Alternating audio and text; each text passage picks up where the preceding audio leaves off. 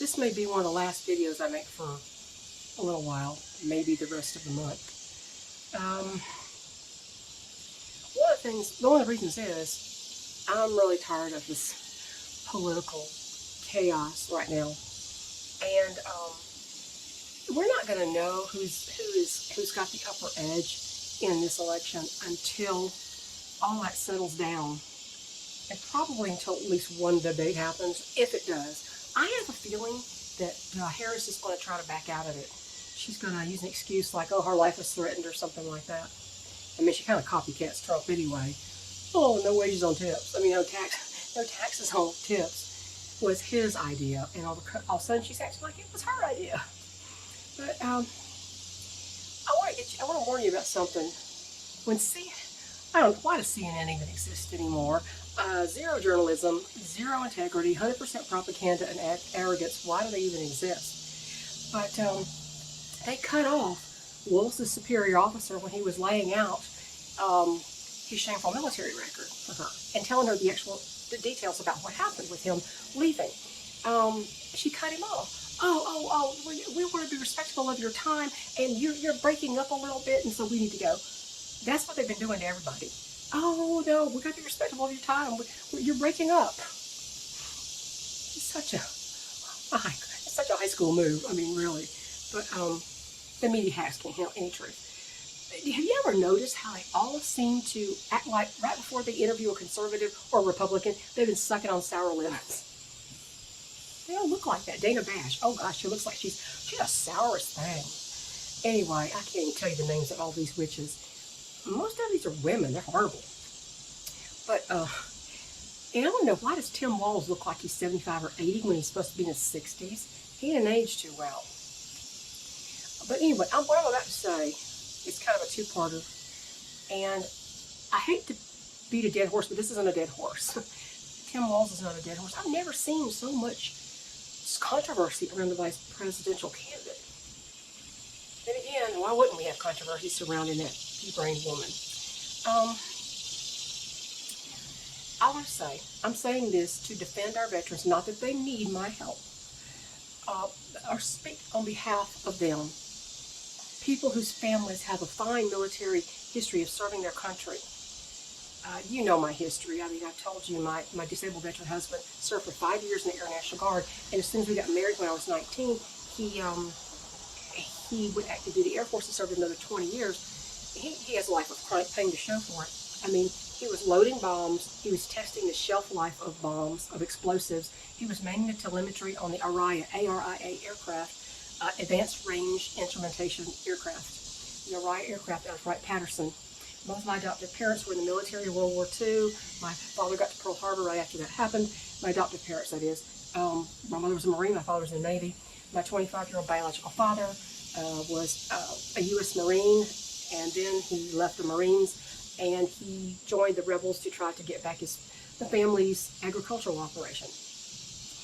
They had been seized by the new regime, Castro's new regime, and for his trouble, he was tortured and executed by firing squad. My late father's wife, second wife, was from Venezuela. And so I know what socialism and communism can do to a country. I want to clarify one thing though. Everyone in the military matters because the ones in the front lines cannot do their jobs without the back support. The systems put in place to support the supply lines, the testing, the mechanics, even the record keepers. They cannot, military police, they can't do their jobs on the front lines. I mean, the whole military can't be in foxholes and on the front lines in tanks. You know, you can't. Something weird going on over there. They can't do their jobs without the backup, without the support. So serving in the background is just as important as combat positions because combat positions cannot do it without them. But lying about your military service and your experience of what happened to you is a humongous no-no. It is a cardinal sin in the military to lie about your service. Stolen valor.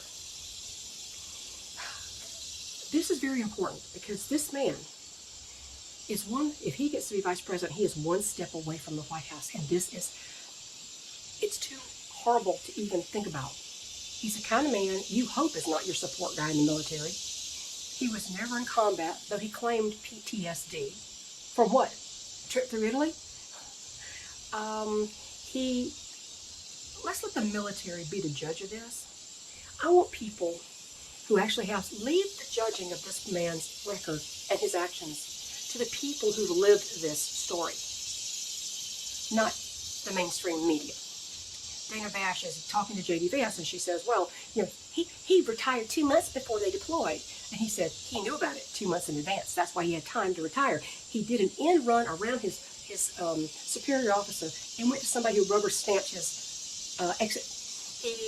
He claimed he held the, I forgot what the title is, because I don't know area Chicago, the master commander or something or other. He claimed he retired as that, but he didn't. He didn't complete the academy, the requirements for that, one of the requirements to getting that rank. And so he was demoted. He'd actually left as a master sergeant, not a master commander or whatever. I forget what the thing is. So he lied about that. He's a pathological liar. It's a rare bird who serves that long in the military in any capacity that turns into a raging leftist leaning. Most career people are extremely conservative and very patriotic, but they wouldn't be there. He's not. So why was he there? Extra paycheck? I don't know. He is not conservative, and he's not a patriot. But he is a leftist, and he's unfit for public office. Certainly unfit for vice president or president. Did you see where he changed the Minnesota state flag? It was a nice flag, and he changed it to something that looks very much like the flag of Somalia. It looks awful. It's so ugly. Only difference is maybe 2 little green stars on the Somali flag, right? So,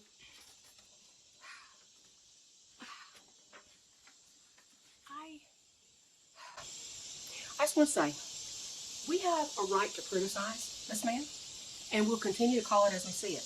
We do have experience in the military, with the military. Waltz, he has zero respect for me. During COVID, he instituted a lockdown and a snitch hotline for neighbors to tell on each other when somebody was not obeying the lockdown. And yet, he's also been quoted as saying, and I saw him say it, one person's socialism is another person's neighborliness. But you want your neighbors to tell on each other, to attack each other, and turn their neighbors into the government? That's really neighborly. I don't want no neighbors. I certainly don't want him as a neighbor. I haven't had much luck with neighbors in my life.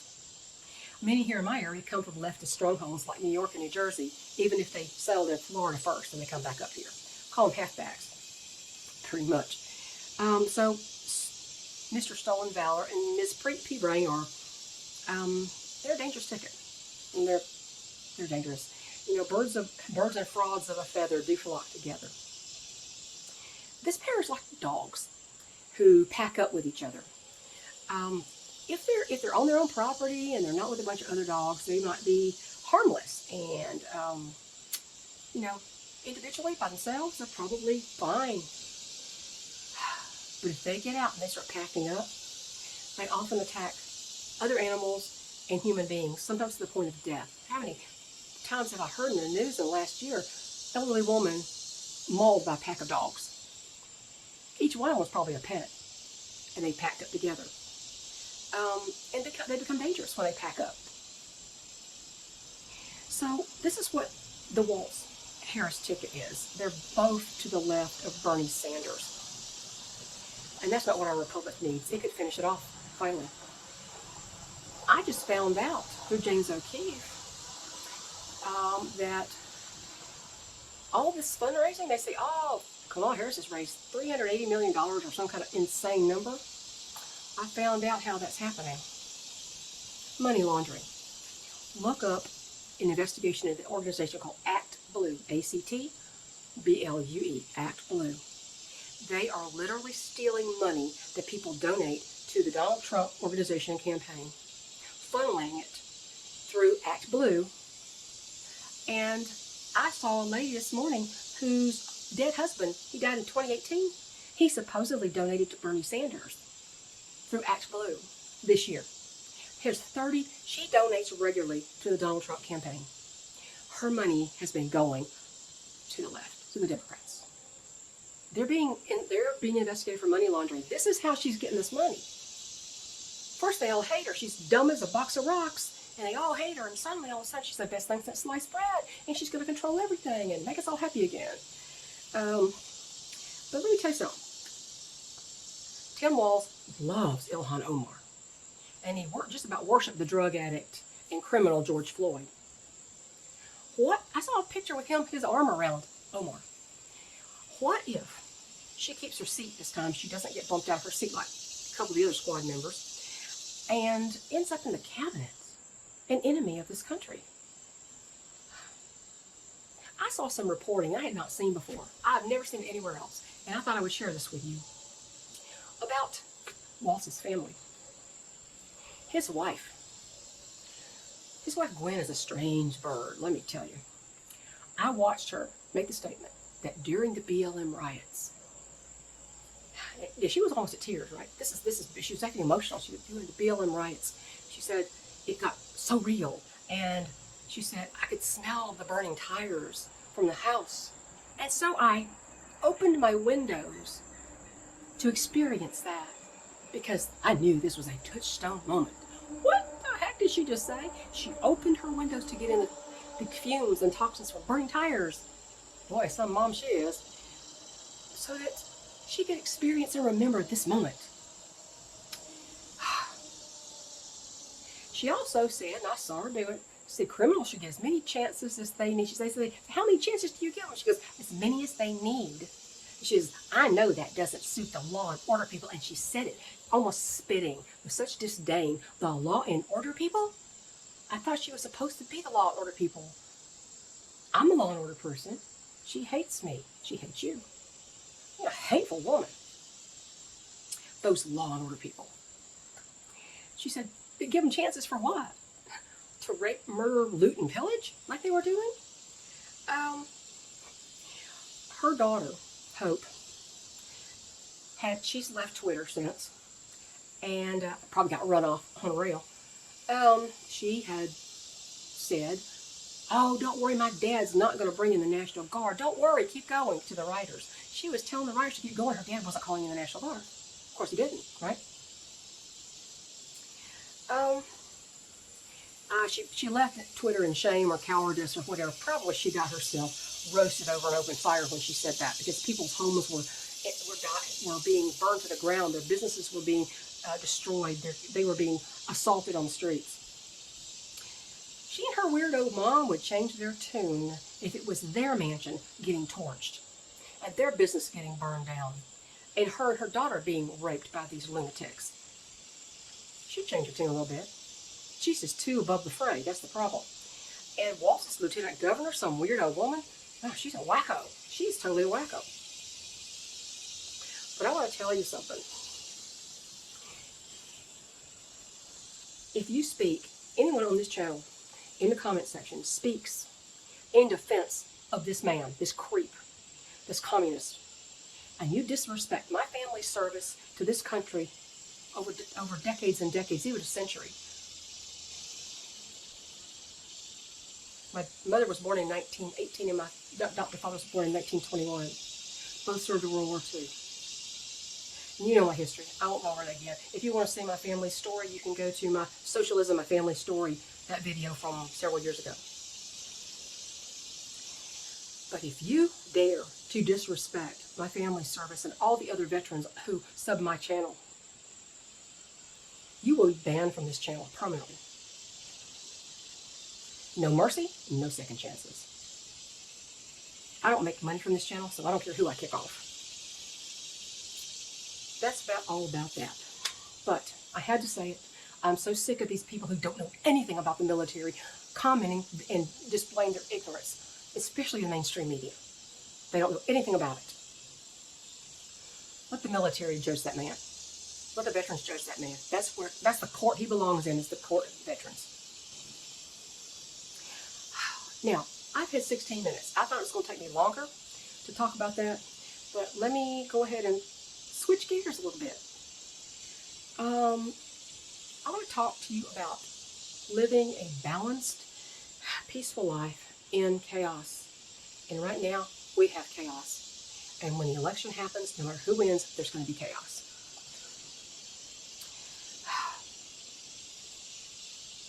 So I want to end on a little bit more positive note. This morning, before I did any of this, I was out in the garden and I was building, putting together another raised bed. I was leveling a little patch of ground behind the arches that we used to grow flowers in. They weren't so good, got a lot of roots in it. So I leveled that out. I put hardware cloth down the bottom, and I used some pieces of 4x4 that we have laying around here. Recycled, repurposed, reused, that kind of thing. And I made another box. So I've made 2 different boxes for next year's garden. This is what you need to be doing. If you're not doing something with this year's garden, you need to be doing something for next year's garden. It takes a whole winter time to create good soil. I'm going to put chicken manure shavings in there. I'm going to let compost over the winter in both of them. I'm going to change a little bit about what's going on in the tunnel out there, and I'm looking for ways to make it more productive and better in a small space. Raised beds are the way to do that. We've raised the height of the fence in that. I think I have one 15-foot section I need to do on one side of the gate. And that won't take long. I have to drive 2 posts in the ground. That's hard enough in our ground. But I've got to get that done. I also bought those little lights, a string of these little lights, little solar lights. And I thought I was getting something a little bit bigger than this, but this is like tiny little wires and tiny little beads. That's what they look like. And I unwound it and I put it all around one side. And I need to get more. If they look good, I was going to get more. I got 2 33-foot sets. And I looked out and my son said, "Look at your lights out there." And it looks so cool. I tried to take a picture, but I don't think it really took. I'll try to put it up here if I can at all make it where you can see anything. My camera settings weren't working. But you need to live a peaceable life, because staying in turmoil all the time is not good for any of us. Rachel and I were talking about this. My friend Rachel, that some of you have seen, we were talking about this yesterday. She says, "I'm just about sick of all this," or something along those lines. I said, "Oh, I am too." I was just thinking that very same thing. You can vote when you're allowed to vote. But what about all the rest of the time? Are you just going to be stewing in controversy and craziness and upset with your stomach up in your throat all the time? You can't do that. It's not good for you. You need to do something for yourself. Do something creative. Look forward to next year. Start with your gardens for next year. If you haven't done one this year, start for the one next year. You can't wait till the spring to do this. You've got to do it ahead of time. Always thinking ahead. Always planning. Never stopping. That's the only way you're going to survive whatever happens here. And I would advise you to just sit out in nature and listen. If you've got any nature around you. Those of you in some of the burbs and cities don't have anything to listen to much. But get out in nature and sit there. Close your eyes and listen. And just breathe deep and sit there. You have got to recenter yourself. I hate to use a term like that. I don't like the meditation term. But you've got to focus on controlling your breathing and controlling your mood and controlling how you feel about everything just long enough to enjoy something.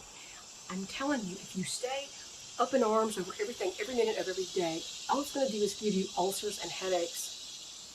So do something productive, do something creative. Look forward to next year and see what you're going to do, because no matter what happens in November, it's not going to be all solved by next summer.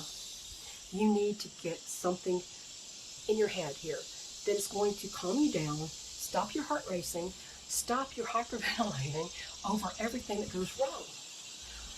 Now, I know a lot of us are afraid of this. You can be afraid. It's not being afraid that makes you a coward. It's being afraid and not dealing with it. It's how you handle it. Courage is how you handle fear in the face of all this going on. That's what courage is. It doesn't mean you're not afraid. It's how you handle what happens to you. So I think we've gone long enough. I thought it was going to be a longer one. Oh my goodness. I really thought it was going to be longer. But I know I don't want to keep beating a dead horse, which I hate saying that term. I hate that saying, but you've got to think about who this person is and what he stands for and what's going to happen if he ends up in the Oval Office. Because if this group gets in that position, Kamala may just disappear. The socialists would love that to happen because they want socialism. They're too young and ignorant to understand what it is. Bernie Sanders doesn't even understand that the Scandinavian countries are not socialist. He doesn't even get that. If you think it's a great thing, you don't know what it is.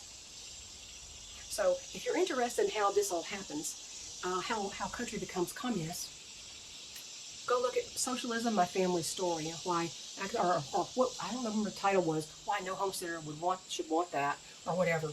But the first word is socialism. So go look that up on in my playlist or something.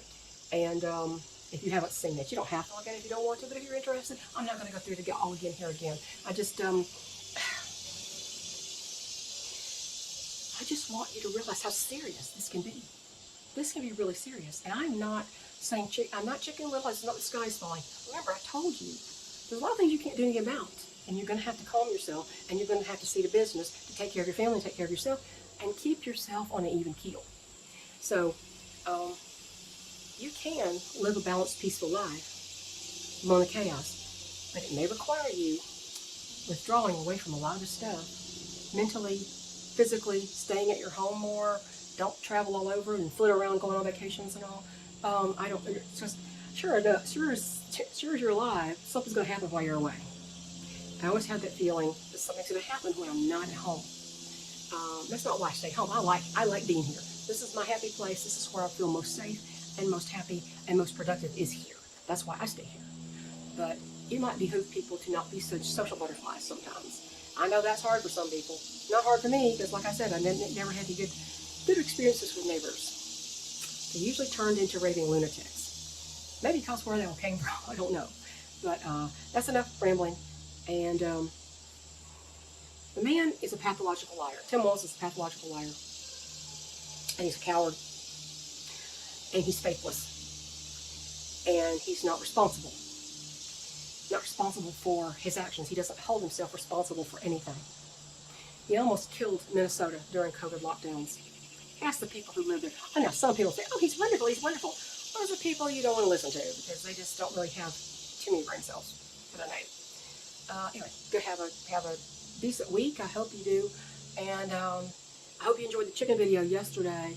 If I do any videos, it's likely not to be on any of this subject right here. Because we're going to have a wait and see for a while. I've said what I wanted to say. I've defended our veterans and my veterans on this channel. I know there are a lot of you. And I appreciate your service. And I don't appreciate Walz. Okay, he served in the military. That's fine. Everybody in the military is valuable. But not if they run. And not if they... Well, I'm not going to go there. I'll keep going if I keep talking. I'm going to shut up. Have a great week. And comment below. But I don't care if you don't like what I just said. Watch your tongue. Or I'm going to have to kick you out the door. Remember, no mercy, no second chances with that. I won't tolerate disrespect to our military and our country. Bye, y'all.